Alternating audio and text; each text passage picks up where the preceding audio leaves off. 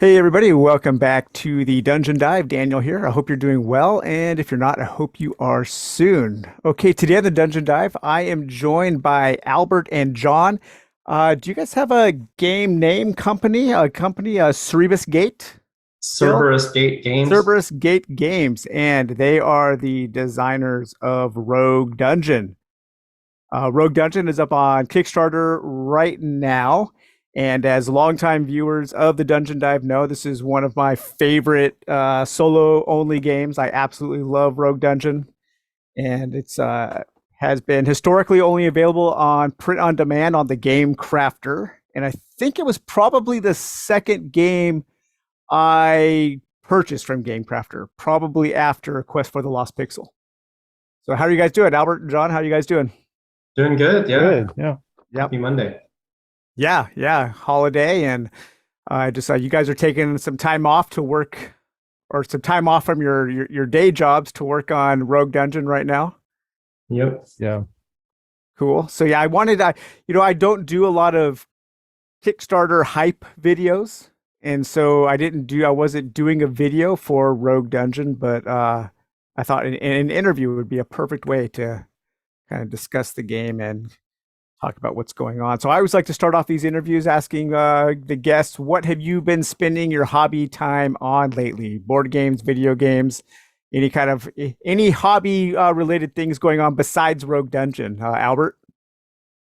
Well, yeah, I don't get a lot of time to play other games, but my girlfriend and I, whenever she comes over, it's definitely we play other things. So it's we play a lot of Everdell.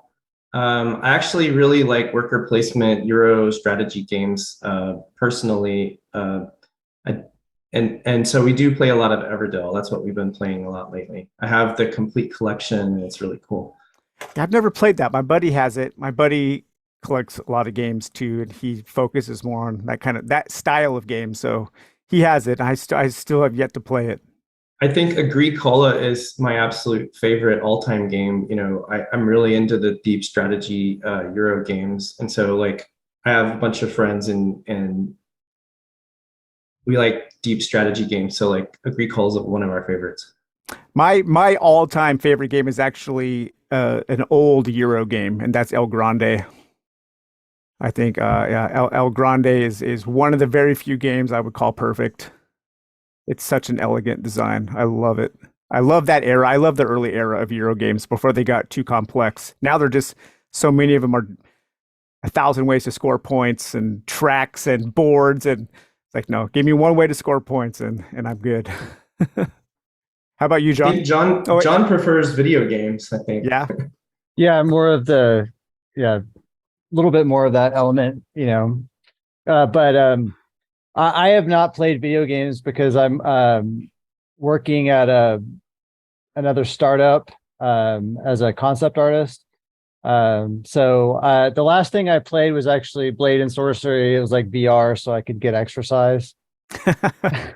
So because it's basically been probably 15 minutes of playing a game this week. So Yeah. it's usually it's Rogue Dungeon and then the startup and then my job and then I have family. So it's been like a lot of, since I started this new job, it's been a lot of work, and also with the Kickstarter going on. Yeah, that can take up a Yeah. lot of time. So nobody's I'm the only one who's playing Tears of the Kingdom right now. The new Zelda game that is Oh, I heard probably that's good. it's Yeah, I'll stay away from that for the time being. it's the most massive, overwhelming game I've ever played.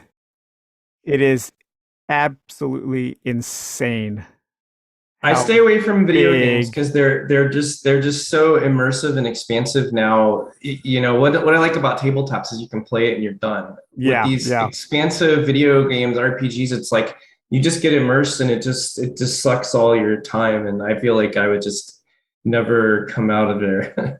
Yeah, he said I was more into video games, but that's actually one thing, as I've been playing more digital board games, because Mm-hmm. you get a more condensed strategic, little reward out of it. You don't have to go and spend 40 hours trying to get Yeah, through a campaign. yeah. I like digital board game style games that aren't actually just digital versions of board games. Like there was that game called For the King. I don't know if you ever played that, but it is the It has like most board game like video game I've that heard of it. that Yeah. I know of, and it is awesome. It's a big hex crawl, like a roguelike hex crawl with dungeon crawling, but it's a full-on board game, but it's not a digital version of a physical board game. Right. And yeah, I have to check that out. that's a fantastic game. Really, really cool. But yeah, let's talk a little bit about the history of Rogue Dungeon. It's I think it's a interesting and I think a pretty unique game. And just from this brief conversation so far, it sounds like you guys kind of approach things a little differently. So I was wondering, was Rogue Dungeon more inspired by other tabletop games or video games, or kind of a combination of both? Well, Chad, who is our third member, he's not with us right now, but and we've had a lot of discussions about the origins, but he kind of was the one that came up with the concept of the game. And according to him, he played a lot of old school CRPGs, Ultima, Wizardry, Telengard, he said. And so and these guys, John and Chad, had done an app series called Tales of Illyria on Android, and that's like a series of app games that they've produced, and it's out there, pretty successful. And so Chad wanted to do a board game, a dungeon crawl board game, but according to him, he couldn't find a game. We played a lot of games like Heroes Quest, Advanced Heroes Quest, Conan the board game, Talisman. According to him, he couldn't find a dungeon crawl that quite scratched the itch that he wanted. Things were either too simple or they were really complicated with like hexes and line of sight and like more tactics than it is just, we wanted something that was light and could bring it to the table quickly. You could play it quickly. So that was but you wanted to have, some depth of developing your hero and have a good experience and be immersive enough. Some of these games are just like all cards and doesn't give you the roguelike feel necessarily. So that's, I think, how the origin kind of started, is Chad came up with this concept and so yeah, that's kind of how it started. It was kind of influenced by both sides, I guess. Yeah, I feel that heavily because my progression as a gamer, over the last, I've been playing hobby games for a very, very long time, moving back and forth between all kinds of different games. But the last few years, I've really moved away from big, huge box epic experiences to more simple style games, and even just little indie RPG games that are one book and a pad of paper, and small box games that offer a big experience. And it's cool to see that there are more like that. John, as a more into video games, what did you want to bring to that table as far as kind of like inspiration from the video game realm? Well, I'm sure we'll get into this quite a bit, but the art style is probably influenced by, just like with Chad, like he sort of brought all like fables and stuff from CRPGs and the old school D&D and all he's got a board game collection. He kind of brought that to me, and then I decided I basically was working with 3D and having done the RPGs those were all 2D, but they were just big and sprawling. And then I ended up kind of, you kind of have to plan that because it's just a giant project. I would actually make like tens of thousands of sprites for those. Right. So I basically decided to use a little bit more 3D in it and take some inspiration from a lot of the CRPGs, because I was playing King's Quest and Quest for Glory, some of those old CRPGs as a kid. So, and then sort of ingesting fantasy art like Todd Lockwood. So I think a lot of it was putting in some of that nostalgia that I have. And because not everything in this game is supposed to be like hyper original.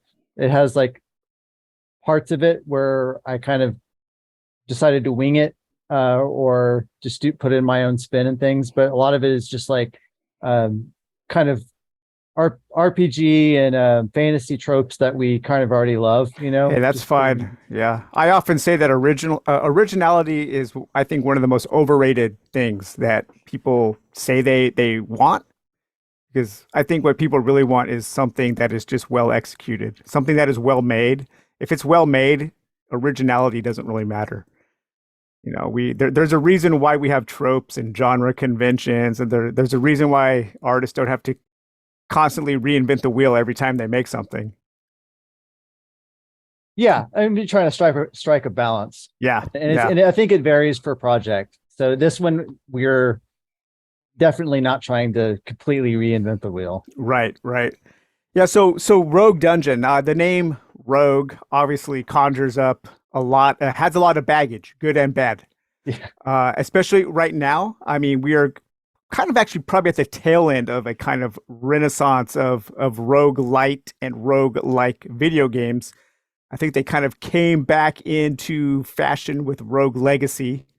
So for anybody who doesn't know, Rogue was a very, very early dungeon crawl computer game with ASCII art. Your hero was the @ sign, and you went from zero to hero. You just tried to see how long you could survive in a dungeon as you moved around the battlefield collecting weapons, and that the Rogue Legacy kind of brought a new element to that where things progressed outside of the dungeon. And now we've seen dozens and dozens of rogue like and rogue like computer games. And I've wanted more games like that in the board game space because so many board games these days are big campaign style games that take many sessions to play through. So when you guys thought of Rogue Dungeon, was that rogue element, was that rogue design there from the beginning, and is that why that Rogue Dungeon is in the name, is in the title? Yeah, we wanted to have like, like a one shot that's, zero to hero, exactly like what you said. That has a lot of the elements of a roguelike, where you have kind of your dungeon is random, you got random monsters. Mm-hmm. But it's a one shot, there's no saving, there's no campaigning, you can die at any turn of the corner. And like if you play Heroes Quest, I like to think of like Heroes Quest is kind of a dumb little game, but it's like thematically it's pretty cool. You go through, but you could literally like wall yourself into a corner and be like, oh crap, I can't, and then you're dead, or you fall down a pit. And so we kind of like some of those elements, but a little bit of that is a little bit too harsh. So yeah, we were going for just something that, you could just do a run through the dungeon, and put it on the table, but it has some complicated mechanics to where it's not just, oh, let me just roll the dice and see what if I win or something. Yeah. We wanted yeah. it to be a little bit more strategic.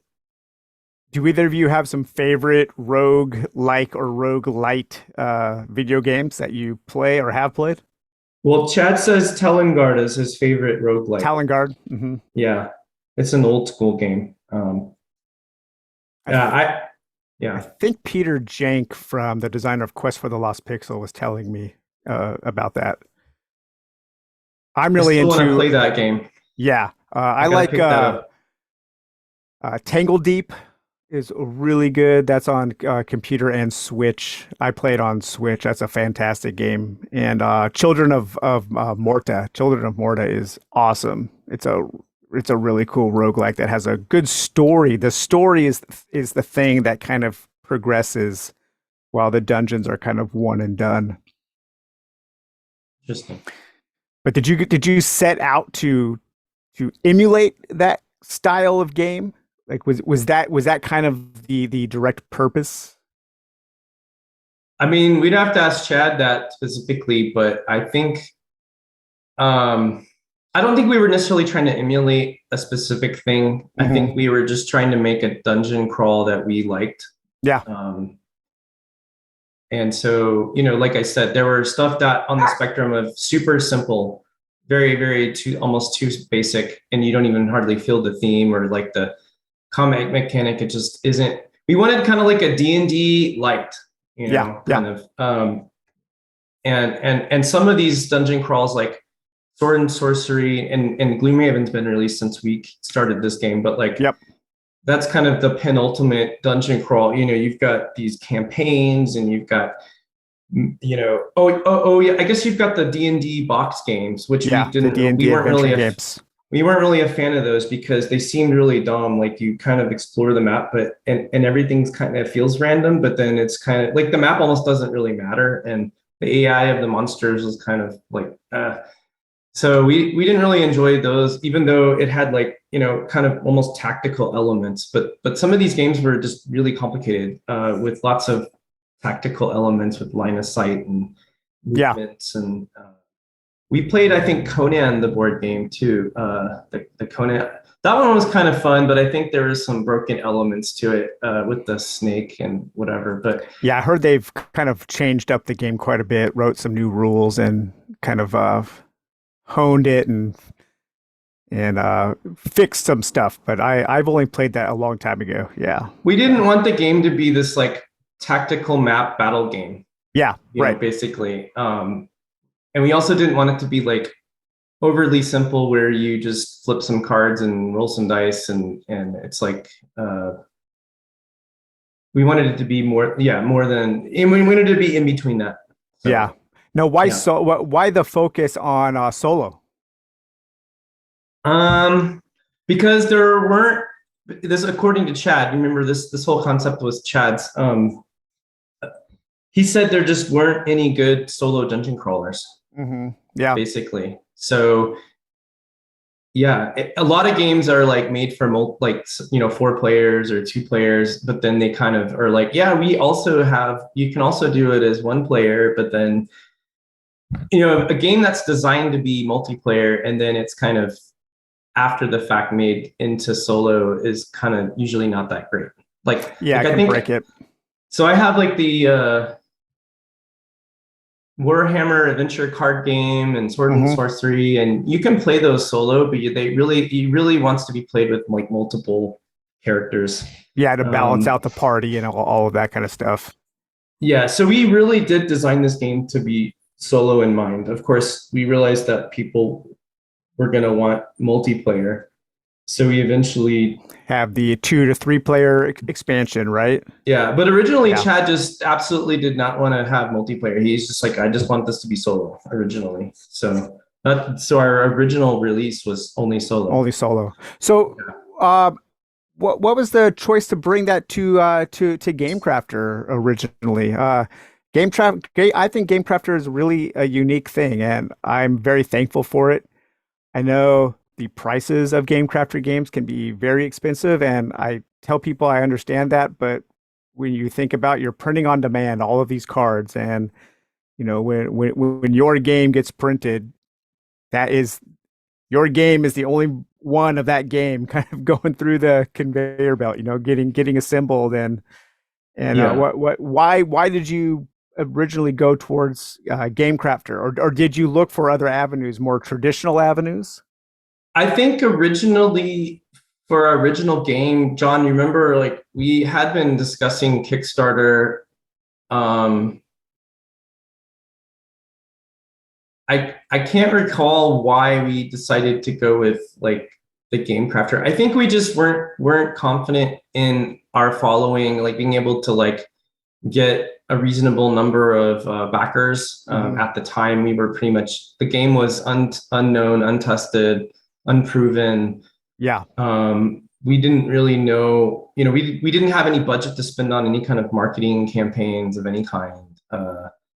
So I think we're just kind of like, well, let's put it on the GameCrafter and I remember just getting like we did a crowd sale when we released it on the GameCrafter originally, and just getting like that first like 100 people was not. I mean, we barely were able to get a few hundred people or 100 people, and I don't even remember exactly, but yeah, I think the Dungeon Dive video was the first like review look of the game on YouTube. I think when I did it, I think that was like the first one. And that's before because I'm kind of a partner with GameCrafter now, where they will send me games that I want to review to help spread the Nice. word. But that was back even before then, and I can't even remember how I found it. I think on GameCrafter, I'll do like a search every month or so. I'll just go on GameCrafter and look for. I have some key terms like dungeon crawl or fantasy, and just look at things that are interesting. That's really cool that you do this with your channel. It's really cool content, and a lot of people get to see you showing really good games on there. Yeah, thank you, and I'm trying to lean even more into that. It doesn't help with the clicks and and the views, but I could probably be making a lot more have a lot more traffic if I focused on big Kickstarter games and big games, but that kind of stuff just doesn't really interest me much anymore. And I think I'm even going to even more heavily lean into even getting smaller and smaller in games, because I don't know. That's just the kind of stuff that I find interesting right now. And so now is a Kickstarter. Why now? Why what Well, we prompted released that? we released our original board game in 2000, and then that was kind of out there, and we kind of were like, okay, we kind of, we had a lot of ideas that we wanted to put in the game, but how Kickstarter is so, GameCrafter is so expensive that I actually had to cut a lot of material, like a lot of things out just to get the size down. Like originally it was like going to be like $70 or $80 worth of stuff, and I'm like, oh, I gotta. Our cards were all bigger, and like, so we had to just I had to streamline the game, and but we had all these ideas, and I think it was like in the middle of COVID, and we had released the game, and then John's like, well, you came to me, you had some kind of working demo of some digital thing that he had a project that he was working on where it was essentially, yeah, what was that project you started on the Well, I just sort of I was learning some programming in Godot. You're talking about that, and then I sent Yeah. you just kind of a guy moving around on a board. I think I got maybe some rooms popping up or something like that, but it was pretty basic. But where are you going with that? The Kickstarters. Yeah, so John showed me this this thing, this programming little he basically wrote something with the game, for Rogue Dungeon, where he kind of showed some hero selection and you have cards and whatever. And then I thought it was pretty cool, and so we were like, we discussed it like, hey, maybe we should do a digital version of the game. So we've been basically just working on that for like the last 2 years, I guess it's been 3 years now, right? It took us 2 years to do the original implementation, and then another year to do like the campaign, or how long? Yeah, basically. Yeah. Go ahead, John. Yeah. Sorry. Yeah.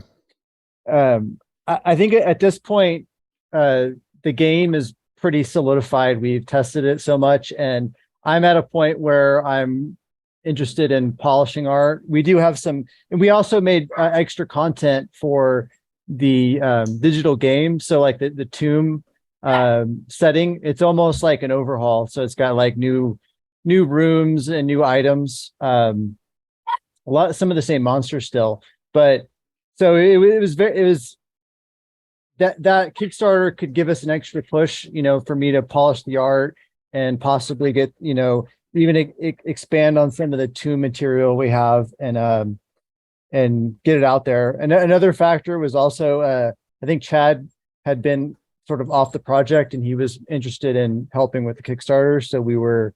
So it was just kind of time.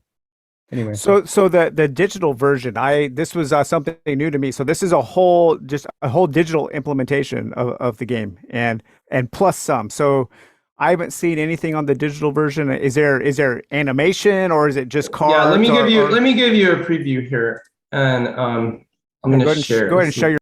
Okay, so now we're going to see some of the digital implementation here. Can you see it? Yep, I got the splash screen of the box cover there. Oh, nice. Okay, very cool. So yeah, so we can go into the campaign. Let me show you guys.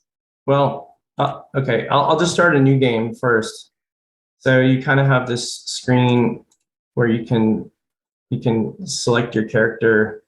So when I originally was taking a look at the game on the channel, I remarked about the art and how the art looks kind of like a 30 like an older 32-bit kind of PlayStation 1 style as far as like the characters go and some of the design of the art. And was that kind of done on purpose? It has kind of an old school computer or PlayStation look. And I think that really shows up here on the video game implementation for sure. So that was interesting to hear. That wasn't necessarily the goal, Uh-huh. but I kind of think I understand why some people got that impression. Um, so like I said, I had a lot of CRPG influences, and I played a lot of games during that era, Yeah, yeah. early 3D stuff. But part of it was the enormous amount of work that I had. I wanted to use 3D modeling to sort of Yep. speed up the workflow. Yeah, yeah. And I wanted to be like highly detailed. So I would make 3D models of like like these dungeons, as you can see. And so some of them, they were made for illustration kind of quickly, and they have like, sort of flat surfaces. So it gives it that look of, and I threw a texture on it and then did the paint overs. But I'm not sure. I know you like that style, but I'm not sure that it's going to stay that way so much. Cause I wanted to add, probably more detail to it. But I also used, VR sculpting for a lot of the characters. Mhm. So it's why some of them like they have a little bit more of a um it's probably not good, but Albert says like plastic feel sometimes. Oh no, I know. I Yeah. totally. I think some of the art actually to me look like models, and I know Yeah. some people have commented on that as well. So look Yeah. like 3D models almost. We had some debates over it because at one point it was looking too 3D and I was struggling with the paint over aspect of it. Hmm. And so I ended up like more hand drawing and painting, like some of the character models, and that's where that inconsistency is. But I think there are a few times where the it kind of gels and it kind of works together, and that's kind of what I'm going for.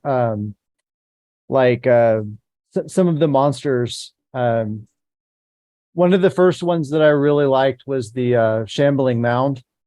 That was probably one of my favorites, where that style that I was going for just really you know gelled together really well.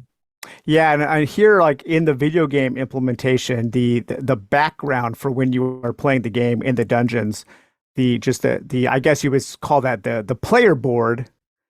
Um, that looks really nice. Like that looks. I think one of the issues that some people have with the look of the board game is the player mat, is because all that stonework kind of clashes with some of the Right. other design, and this looks a little more modern and a little more cohesive with the design of everything else, I think.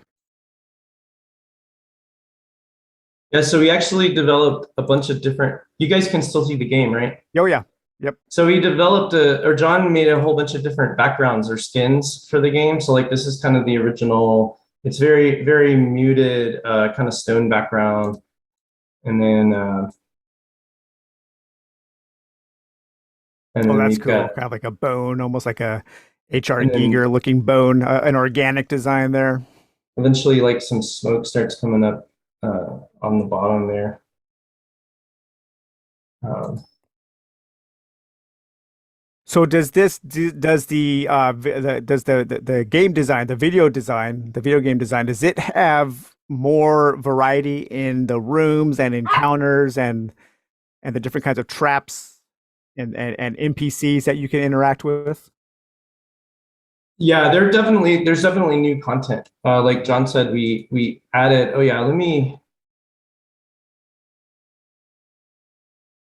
Well, yeah.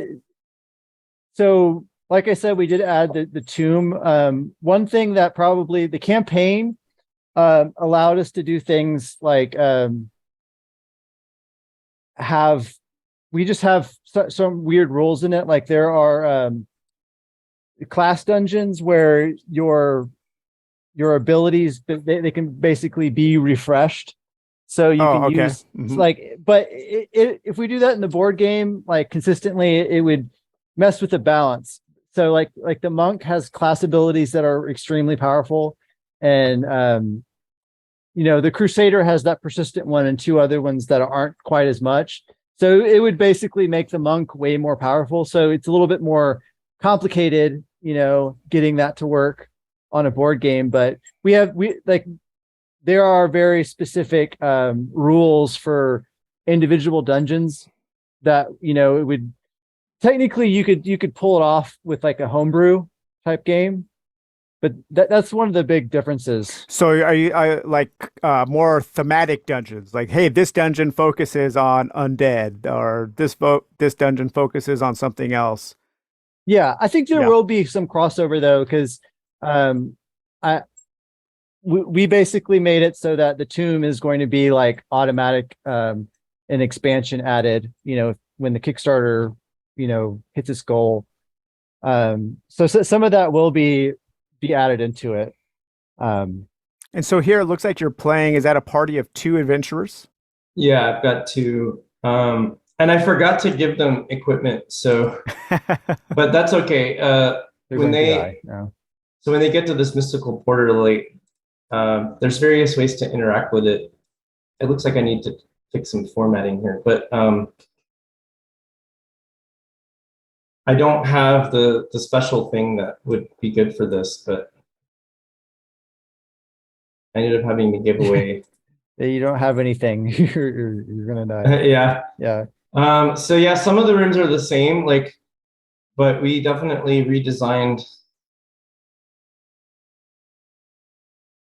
And so you still have Just, you're still kind of emulating the dice rolls and all of that. So it still kind of has a feel of a tabletop game. oh yeah, the dice roll. That's right. Let's see. Okay, so this is like another new card. Yeah. It's So you just yeah. So we have some new rooms. so you So can choose which ability. So you have the different abilities with strength, agility, and intelligence, basically mapping to those. yeah, this room's kind of interesting because it's like if you play the game where you kind of use your experience as soon as you get it, like, and I typically play like that. But like this room will kind of punish you for using all your XP. So like I have no XP. Well, I guess we did start the game, but like so this room, if you have already some amount of XP and you're kind of higher level, like you can, it gives you a discount, but you already have to have some. Anyway, um, it's bad if you have no XP because then you pretty much are just gonna get like two, basically. But yeah, so this is like one of the. I guess this is a good room. Like it's one of the green rooms. Yeah, So, yeah. um, And then each character in the party has to encounter each room. well, yeah. Well, no. So like, here, I'll just turn this bare. So I can split up my party. Like Oh, I can you? can Okay. I can have. I've actually never played Rogue Dungeon with more than one hero. So are the multiplayer rules similar on the tabletop version as they are in the video? Yeah, I mean, I'm pretty much. I mean, our multiplayer rules are basically just the multiplayer variant that was released with Okay. the base game. One of the things we're going to do with the Kickstarter is kind of solidify exactly what all the multiplayer rules are. We kind of wanted it to be kind of free form, you kind of do whatever, because when people are playing together, people want to have fun. It's different than if I'm playing a dungeon crawler by myself. I kind of want it to be a certain way. And I want it to be a challenge. But when I'm playing with friends, it's different because you're investing time with a friend, so like you probably want to do more house rules and kind of take more liberties with the game, so you can kind of when it comes to like dividing loot or experience on the Yeah. monsters or whatever, you can kind of just do whatever you like. We kind of left it up to the players to decide how they want to split things up. If you want to make the house rule where the guy who hit the last hit to kill the monster gets everything, or you can make the rule whatever you want, Or but like split it up maybe as we'll, evenly. yeah. I mean, there's different strategies. I've definitely played the game in different ways where you can play it to where you try to divide up, or maybe you give it to the weakest guy. Maybe you give the XP, and so you keep everybody kind of balanced. Kind of balanced, yeah. Another way to play is to have kind of like a tank character where he's going to do most of the fighting. So you want him to have weapons that do the damage. You want him to level up, and then the other characters have kind of more of the special items. So there's different styles that you can play, and I've tested the different. So it's kind of cool. Multiplayer. But yeah, when you go through, if you go into the same room, then it affects. Well, I guess different rooms affect people differently. So sometimes it says choose like one person to do something, but in this case, like both heroes have to do stuff. So how many? So speaking of all the different heroes, there are quite a few heroes. How many heroes are in the base game now? 12? In the base game, there's 5. In the expansion, there's 2. We There are added two the more. So monk. there's 7. There's 7 total. Yeah. And they all seem. It just looks like we have a lot because there's male and female versions, That's but they right. really are the same. But they all play pretty differently. I was surprised at how different the heroes are. So in the game right now, we have, let's see, we have the monk, we have the crusader, the rogue, the dwarf miner, the sorcerer, the elf ranger, and the aristocrat. And they all have various different powers and different starting gear and different stats. How did you guys work to balance those? Did you try to balance them? Was there some kind of like math equations going on? Uh, what did you do to kind of make the heroes all have a kind of viable chance of survival? Because the game can be quite difficult. We did a lot of playtesting in terms of balancing, but like actually balancing the heroes wasn't really something that we had to spend too much time with. Like, I mean, so they all kind of have similar stats when they start, right? So like, but they all have kind of a main stat, and some of them have more luck than the others. Was there a pool of points that you distributed to the characters evenly? Yeah, I mean, I guess one way you can look at it is you can kind of just like add up all of the things that they have, and it kind of like, I think it sort of balances out. I can't recall, but like for example, when the original elf, like I think had like instead of a luck scroll, she had like a gauntlet or something, and we through playtesting we found that like, well, that just kind of is dumb. Like we didn't really like. We needed, it needed to be a little bit stronger character, and so like we changed it for a luck, which is so the ranger's like a good character. Have you had better luck with one or two characters and worse luck with other characters? I have you, or is there, do you have, do you think of characters in groups of tiers? Like, is there an A tier, B tier, C tier characters? I mean, when I'm playing, I don't really think of it that way. I mean, definitely to me, all the different characters, the heroes play differently. But when I look at my statistics, so if I, oh, so I have cool. Okay, yeah. So I have statistics for like, but some of these are campaign games, so I'm gonna filter out only the hard games on a regular game. Mm-hmm. Oh, that's awesome. I like that a lot. One character.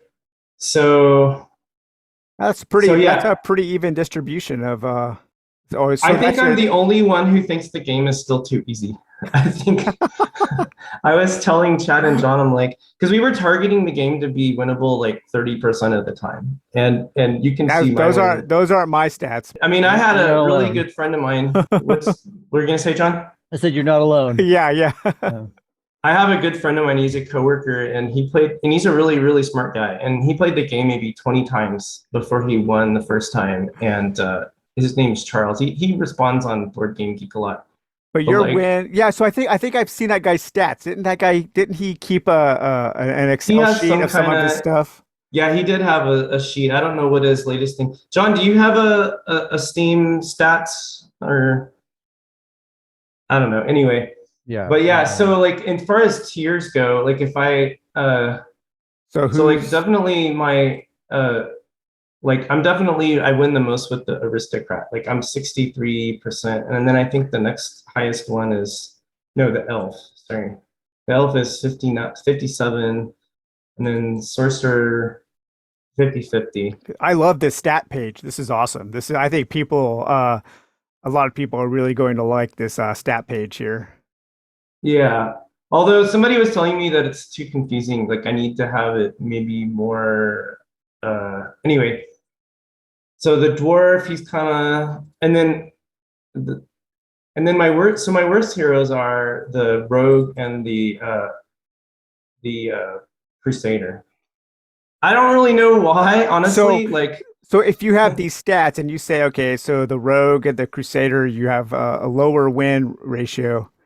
Does that give you something to think about as far as design, or do you think that was more in like the seeding? You know, rogue games are all seeded. When the game starts, all the decks are shuffled together, and well, your I'd have fate is to. sealed, right? This is just my data points. You know, Hmm. I think other people might have completely different stats. Like, I think Charles, um, like I would think my monk percentage should be higher, but maybe I don't play the monk very well. But I think there's definitely a certain amount of play style, like a player's play style. Like I don't know about John. John, which one do you feel like you do the best with,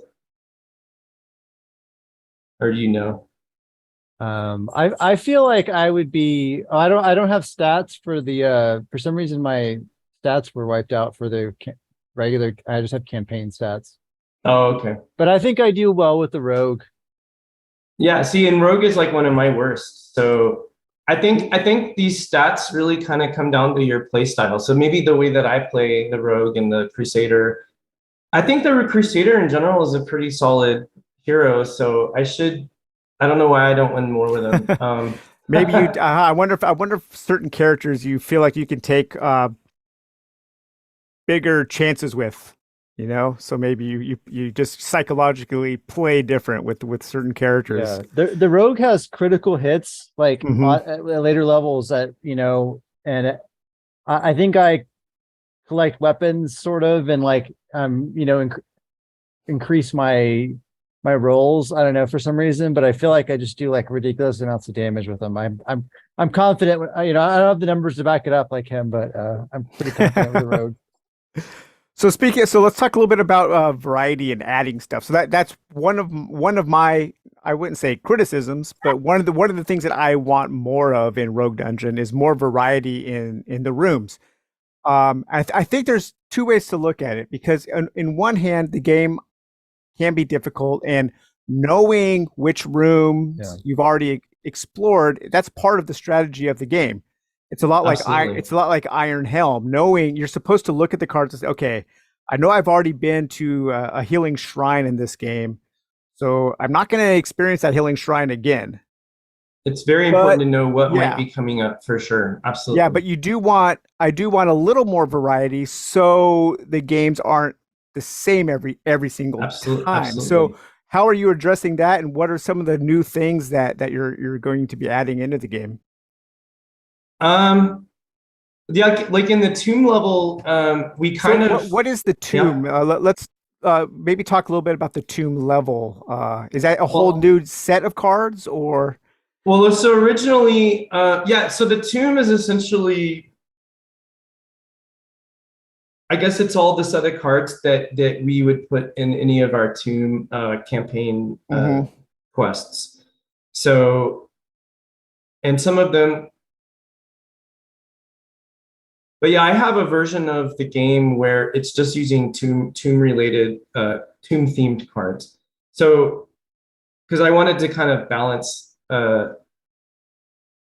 we wanted to balance make sure that it's still you know, plays well. Yeah, yeah. Um, so when I mean, we kind of kept with the same class of cards. So like, you know, there's different kinds of cards. You have like traders, you've got traps, you've got monsters. So Yep. you know, all of the new content still has those kinds of elements. So I think that kind of is what gives the game its balance. So when you go from like level 1 down to like level 5, what keeps the game balanced for the most part is this distribution of types of rooms. Yeah, Um, totally. So the very different types of rooms. So we've got, I'm just looking through. So we've got let's start with red room. So as you work through a dungeon, you will be going into different rooms, and these rooms are shown by different gems, and the gems kind of give you a clue possibly of what kind of room it is. Red rooms, those typically are encounters with monsters, and you might have might be an empty room or have one or two encounters or some kind of combat. And there are a lot of red rooms. Yellow rooms are persistent rooms that you encounter every time you cross over the dungeon. Well, they may not be persistent. The They may ones that not. have the gems on them are persistent. Right. They have Yeah. a Roman numeral. I think Right. the tomb has more rooms that are persistent of other gem colors too. Oh, that's cool. That was Okay. one Yeah. thing because when we were playing the game, initially, like maybe not know this, but we didn't have the maps at first. It was actually just cards, Mhm. And we had yeah. stair cards, so you Yeah. could just like go down the stair. Like we just literally had a stack of cards, and it was completely random. And I it was I crazy, love yeah. the map. I Yeah. think the map is what is one of the things that makes Rogue Dungeon different from other small card-based dungeon crawls in that it simulates the actual dungeon crawl really well.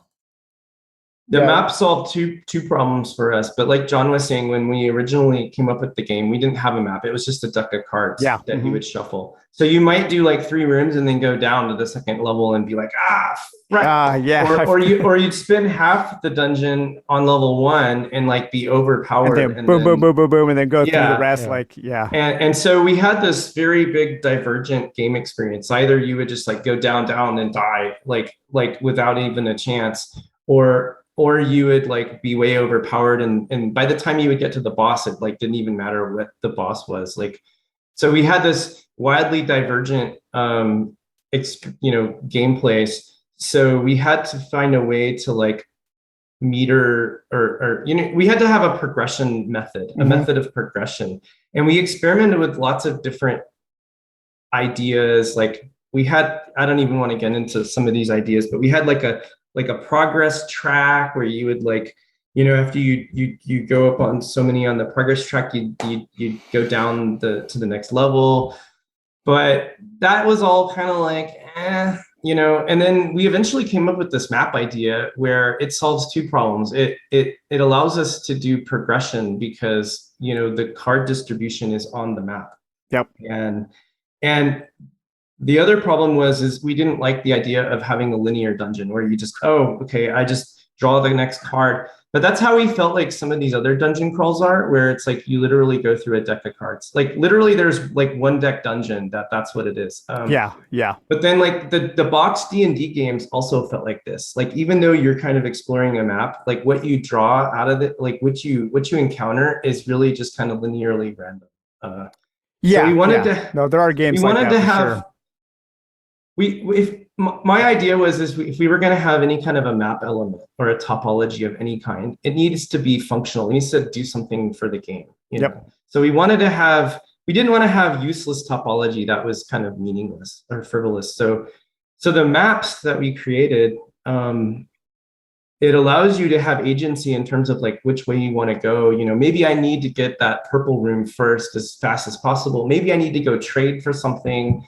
Maybe I need to get experience, so I need to fight some monsters. Like you have a little bit of agency on where you want to go first and what you might encounter there. Like, I have a sellsword and I don't want to, lose it on the sirens, so I'm not going to go to that blue room. I'm going to avoid the blue room as long as possible if I can. Yeah, and it also adds an element that I love in games, and that is kind of this pressure luck element where you need to stay above the power curve, but you also need to balance your survivability. And so, hey, do you hit that red room before going down to try to boost up your XP, or you need to avoid it to so you don't lose your HP, and kind of using your stats as almost like as a resource of an economics of a resource economics game almost. in some ways. Absolutely. Yeah. So the And then, map solved a lot of problems for us, and so it's a. green rooms. Mhm. Does each map have did you take a look at the gems, the different colors of the rooms, and use that also as kind of a balancing thing and keeping track Yeah, of what the gems? color distributions of the color distributions of the maps are definitely key. So they all have like a certain like number of these types of cards on them. And Yeah, yeah. if you don't have that, then the game is actually kind of more chaotic and random. But there's actually what at least we thought that, but in the campaign, there's actually one of the quests. I think John calls it the Mad King, where all of the rooms are the same color, and essentially you get just the rooms are in completely random order. So you could get like all traps on level 1 or all Hmm. monsters or all whatever. And originally we thought that would be bad, but it turns out that in the campaign that's perfectly playable and it I seems guess you it could seems I fine. Yeah, I never really thought of that, but I guess you could play a version of the tabletop game like that where if you just mixed all of the decks together and had a mega dungeon with everything in one dungeon. Well, we actually do that. So that's actually a variant in the solo original game, and it's called like the random variant or something. Basically, you turn the gem tokens over to where it has the door side, Right. and you Yeah. randomize those. So you don't have to shuffle the cards, but you just kind of shuffle the counters and you put them on the map. That's right. And Yeah. then you don't know what color it's going to be, and so whatever it turns out to be, it's basically completely random, and then you draw the card out of that As that deck. So card. it's basically the same thing. um, So the green deck is kind of you have a it's good always chance of having something good happen to it's you in the green. usually the green decks were designed for good things to happen to you, but you might Yeah. have to set yourself in a position to benefit from that. Right, right. So like there's like the magic mouth, right? You've got to like wager items with him. So you've got to have enough items to be able to like, win it, get, win the riddle or whatever. Yeah, because it says the wall begins to speak in riddles. Draw a loot card and place it face up on this room. You may make an intellect check only if you place one of your loot cards on this room. You Right. may make any number of wagers. Pass. Take all the loot cards. Yeah, so you're playing a gambling game with this. Right. But if you only have like if you This only have a couple of loots, then it may not be wise to wager with them because you might end up losing all your stuff. But if you have a lot of stuff, maybe you can win that thing. Um, and then the purple rooms. What I always have a hard time deciphering the theme of the purple room. So we have the Orb of Destruction, Pit of Spikes, Prison Cells, Sword in a Stone, and Weapons Master. So all the purple rooms, so the purple rooms are supposed to be the best rooms in the game because they allow you to get something that's going to help you with combat, like a Okay. weapon. Hmm. So usually they'll give you a weapon if you can get the weapon, or the cell sword, which is a good bonus in combat. Yep. So either getting a new primary weapon or a cell sword is really important. Because I don't know how many times I played the game where I can't find, the weapon of my type, and then I'm like on level 4 with like That only doing 2 damage, then and it's game yeah. over. Yeah. So you've got to plan your strategy to be able to get those weapons from the purple rooms and the cell sword. So those are the most important rooms, I think. To hit up. And then the Yeah. white rooms are basically NPCs that you interact with. You've got a sacred temple, a gnome trader, a wise man, a skeletal trader, combat training, a guild merchant, and a deal with the devil. Yeah, a lot of the white rooms are basically trader rooms where Mhm. you're making some kind of trade. Either trading goods for other goods, or maybe you're trading goods for XP, or vice versa. Like one of them, you get a good, but you have to give up XP.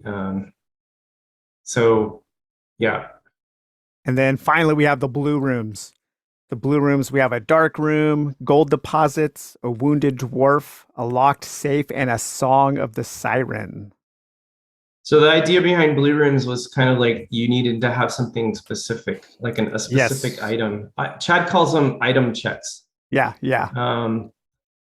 So those turned out to be kind of like the least favorite for people because a lot of times you get to those rooms and then like, oh, I don't have the thing. So, but I think for people who are better at the game, I think you can try to plan your game. And this is where the different heroes play styles come into play. So they all generally, most of the heroes start with something that is going to maybe give you either something in one of those blue rooms or you have a way to get like a henchman. Like the Crusader has a loaf of bread, which you can get a dwarf with, or you can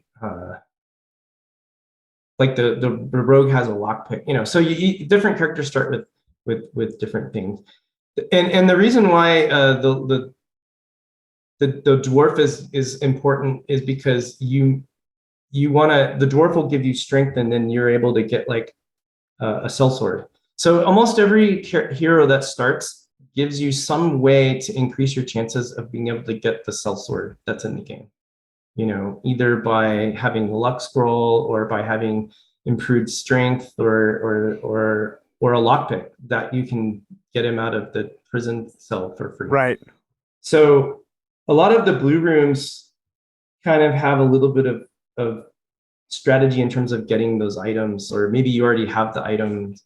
And so, but they definitely turn out to be kind of the least popular thing because a lot of the time you just don't have the right thing. Maybe they're just a little undramatic. Little they feel a little like they're not quite as exciting as some of the other rooms.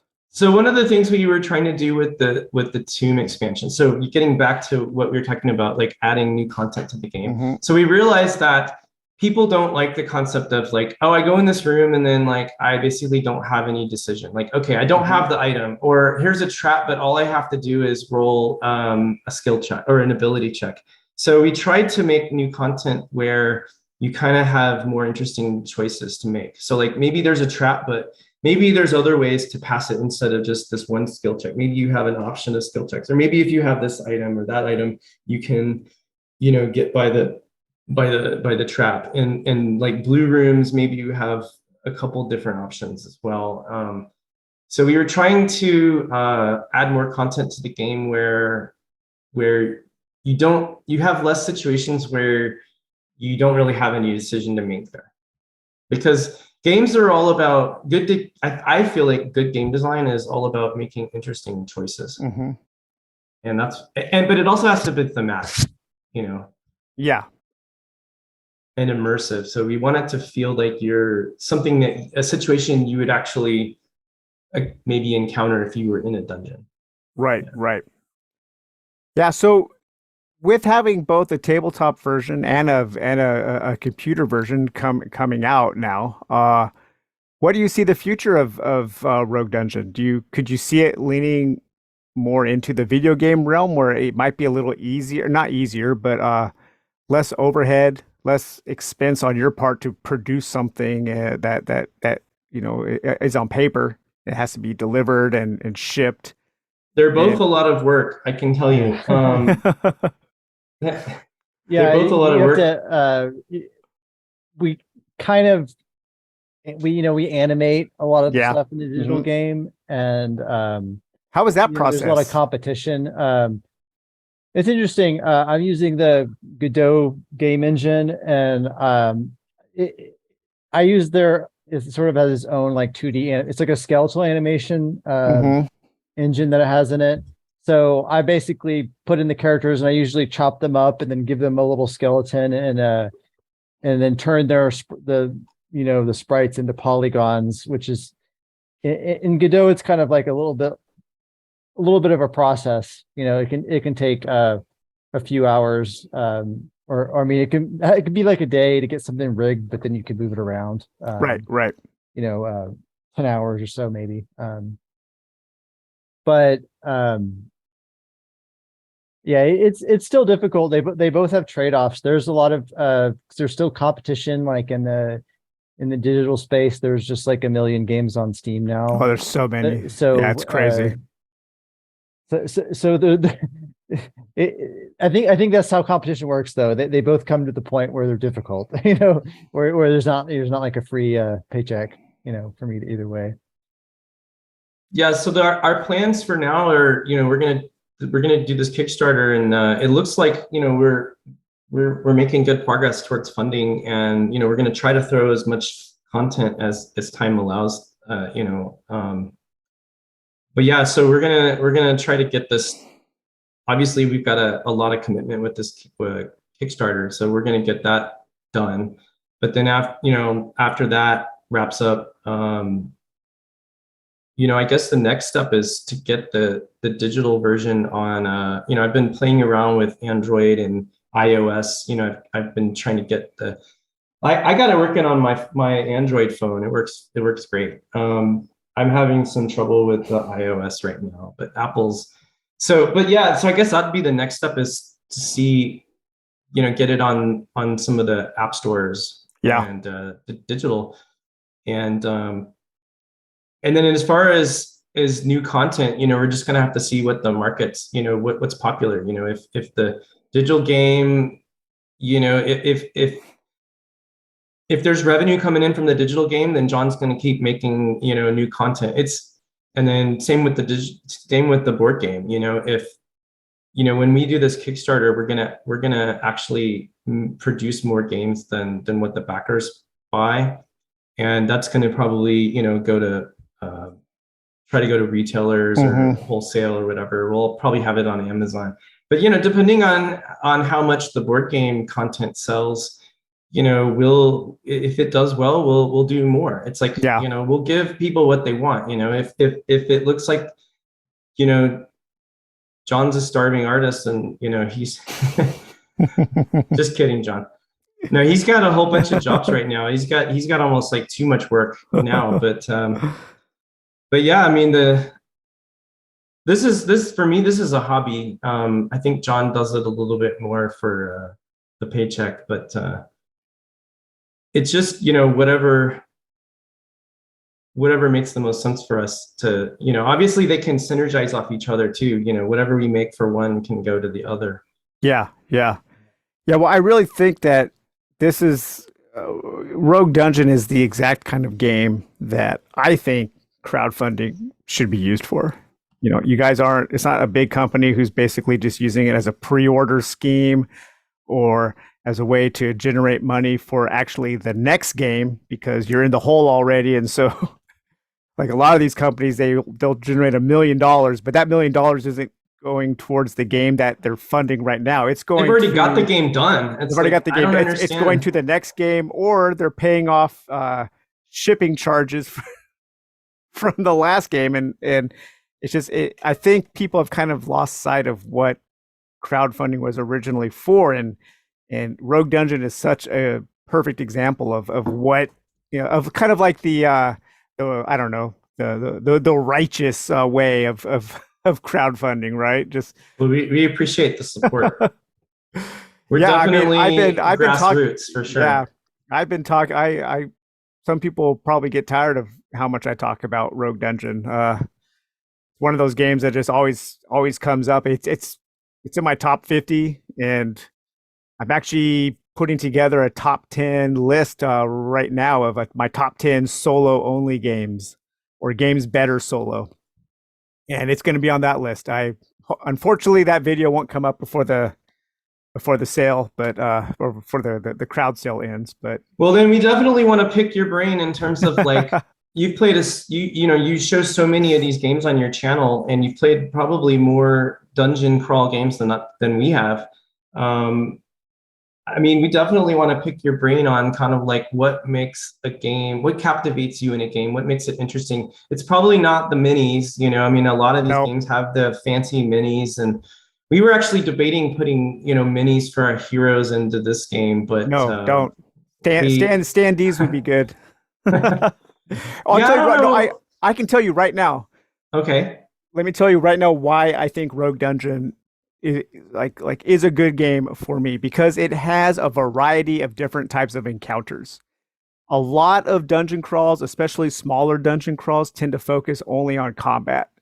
And while combat is a focus in Rogue Dungeon, it's not the focus. There are other things to do inside the dungeon besides fight monsters. So I like it when there are other verbs that the players can participate in, where fight isn't the only verb, right?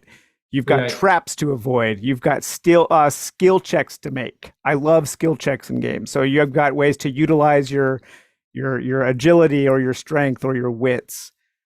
There are different NPCs to encounter. I like that. I like when there are other things to do in the dungeon. The variety of loot, I think, is really strong. There are different ways to use your loot. You're not just looking for weapons. You're not just looking for armor. There's ropes, and the ropes you can use to get past cards. There are backpacks. There are spells. I think one place where I would like to see maybe a little more is in character development, possibly, is maybe having a little more choice in skills that you can pick. That's one of the things that John's level. been bugging us about is Yeah, he forever. wants he wants a lot more character development, Yeah. more hero skills, and Yeah. and we definitely I would love to see more here, like, maybe 5 more skill or maybe 2 more skills per level or something that you have a choice on. But that could introduce a lot of balancing issues and a lot more play testing. we for have sure. we have quite a lot of ideas to add to the game in terms of skills and this idea of when you level up even your secondary abilities, maybe you can gain skills at every step. You can select out of a pool of skills, Mhm. like so like when you level up your agility to like 3 or 5 or whatever, you can pick a new skill to do, and the heroes maybe start with more character specific skills. I just had as an idea. well. I mean, why couldn't you? Okay, so utilizing what you already have, right? You already have, so you pick a character, and then you have all these other skills from all the different characters. So, what if you had a dual class ability where at a certain level you get to pick an additional skill from one of the classes you didn't choose? I mean, Yeah, that's like right there. that's You could definitely. utilize what you've already made and what is already available to the player without having to Or what, produce what we more. might do is, instead of having these skills just specific to each hero, maybe before you start the game, there'll be like a pool of skills. Of general Maybe skills. maybe each hero has like, maybe their like top skill is specific to them, but maybe the Mhm. other skills, maybe they can pick from a pool, to give a little bit more agency on character development. Yeah. That would be kind of cool. And also, as you develop along the way through the dungeon, is to you get to pick out of a pool and you get to get more skills. John had some ideas of being able to like I think recur your skills or repurchase a skill, like Mhm. maybe you spend some XP to like regain a skill. We want to have maybe more skills that don't get used up, maybe. But yeah, Yeah. like you brought up already, we have lots of ideas and lots of ways we want to add skills to the game, and I think people have made it clear, like they really like the character development. They like the skills aspect that makes the characters feel different. So the skills are really cool. Even just having the skill without using it makes you feel like you're that character. Like Yeah. lightning, I'm Yeah. going to save that to the end. But just having a skill without using it is thematic. But the trick is definitely going to be how do we make sure the game stays balanced. If we add a lot of new capabilities to the heroes, what are we going to do to balance it on the other side? Right. You don't want to make I've actually this is one thing I've been talking about forever. Like it would I love experiment even more than balance. I'm not as big into balance. I want to just experiment. Yep. So that's one thing is I've basically made up but I know Albert cares about the balance. So every time I bring this up, it's like, oh, I have to retest everything, but I give him, I had these design documents that are just like, new skill ideas. There's different ways you could get them. Like I've saved all those documents. Yeah. By the way, I still have I think all your notes. One of the balancing things that I thought it was like that as soon as you get a monster, like the slime monster could spit at you and lower your agility. So he does like an automatic. The monsters yeah, get to kind of automatic so attack. monsters have either one time or automatic attacks. They have specials that aren't so triggered by dice rolls all the time. So that would balance the difficulty. But yeah, I have lists of it could also be just at different levels. So you unlock them at different times. But the idea of a choice is really cool. So a lot of roguelikes have that. Yeah, they have the where different paths. yeah, you have different paths. So we're going to be hesitant to put a lot of new mechanics in the game for this Kickstarter because we don't really have a big or long runway to do playtesting. Yeah. If we've been doing that, if we had been working on that for the last 2 years, that'd be different. But like, we've been doing the digital game. But yeah, we want to add extra content. And a lot of this new content has already been tested in the digital game. But we would love to add, some of the stuff that we've been discussing here, but we're afraid that it hasn't been hashed out well enough. So we're and we don't want to take forever to do this Kickstarter. So we want to kind of get a higher quality game than the Game Crafter at a lower, with more content at a lower price to the backers is kind of what our goal is. Yeah, that's a good goal. Yeah. The tomb is still a pretty big deal though, because it's like, entirely new maps and rooms. And the tomb themed stuff we added new mechanics into the game. So we added this concept of cursed loot. So it's kind of a whole new type of loot that you get. That is, it's on one hand it's detrimental, but it's also loot. So you can be used to like trade. One of the things that I didn't like about the game is that too often I feel like I don't have, like, I'm kind of losing all my stuff. Like a lot of the times when I play the game, and other people feel the same way, you feel like you don't have enough stuff. Like you kind of run out of things, and then you like, oh, I get to a trader, but I don't really have anything to give him because I've already had to use up everything. So instead of having these traps that just hurt you all the time, which is kind of what the basic game does, a lot of things just do damage to you. We wanted to have a way to like be detrimental to your character, but not necessarily just do more damage. So we had this concept of it's another one of these two birds with one stone. We have this concept of cursed loot now, where you can wind up with these curses, like these items that have a negative effect, but they're also they might be useful. Like I might have a curse shield, so it does something bad to me, but then I get an item. Or maybe I have an item that doesn't do anything bad right away, but it like maybe makes monsters. It gives me some negative bonus in combat. Yeah. Also, one thing I want to point out about the curse loot is it's another reason to move around the dungeon, because you might want to get rid of that loot because it's giving a detrimental effect. So you might want to go somewhere else in the dungeon where you know that you can sort of dump the loot. Oh yeah. If there's a persistent trader, or there's an altar where you can leave items. So you could actually, instead of if this item basically is going to make you take extra damage for a monster, it might be worth going over a trap to go back to the altar and then actually getting something good out of it, instead of a negative. That's another, it can entice you. That's I like being enticed as a player, right? It's like, oh, do I want to chance that? I need to get over there, but I'll do it. Yeah. And hopefully that's what the tomb will do, is it'll take some of those mechanics and expand on them. And also we have a new concept of legendary loots, where these are kind of like persistent items that you can take on additional quests, and they give you like permanent beneficial abilities, but usually you have to have a pretty high level to be able to use them. I don't know if we're going to be adding that in the Kickstarter though, actually. I don't know if it would make any sense. In the campaign, they're necessary. So we've added to kind of have progress, throughout the campaign in the video game version. You kind of need something to build upon, right?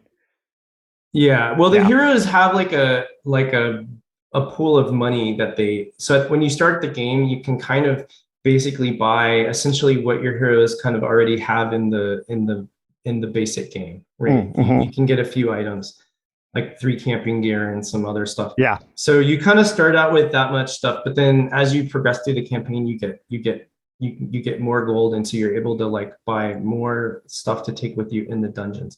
But then the dungeons become more difficult. Right, And right. so that's kind of the nature of the campaign.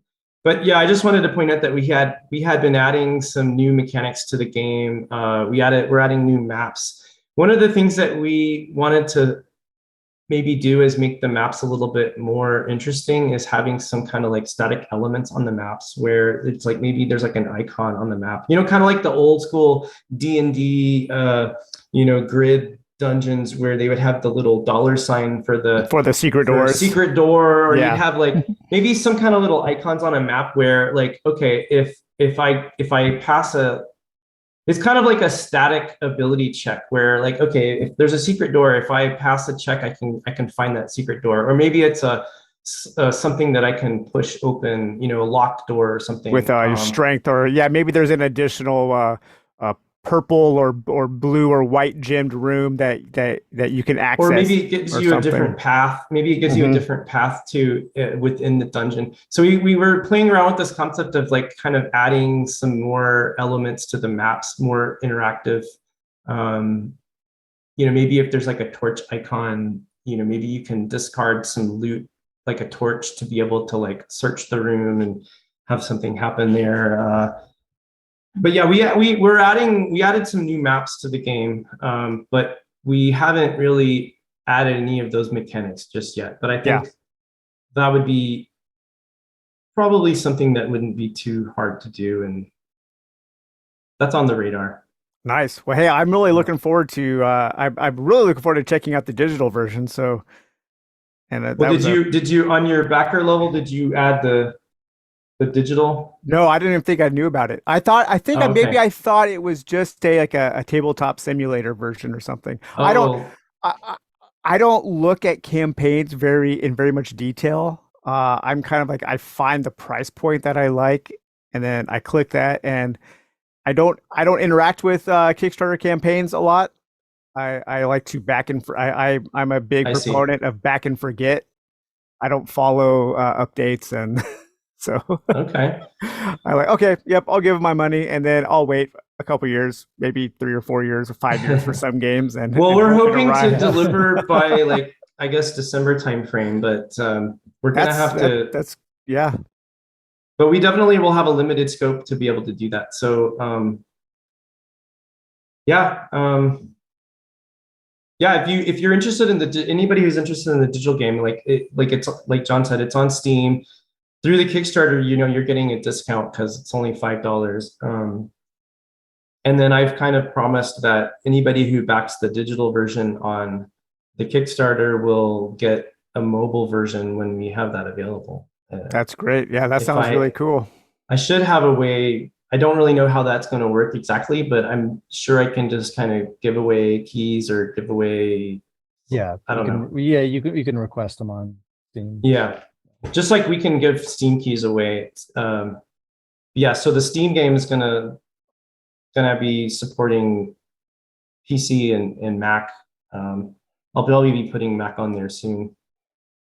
That's great. All right. Well, hey, thanks for taking the time to talk to me, and I'm sure Dungeon Dive viewers will like to hear about Dungeon Crusade from somebody other than me. Awesome. Or Dungeon Crusade, Rogue Dungeon. Dungeon Crusade. So, all right. Well, thanks, guys, and good luck on the campaign. I'll post this in a couple days, and hopefully, I think there'll still be like 12 or so days left of the campaign. So, hopefully, we can get some more funding for you guys. Awesome. We've appreciated all the support from the Dungeon Dive supporters. They've been great. Yeah, it's a good group of people. So, all right, guys, we'll take it easy.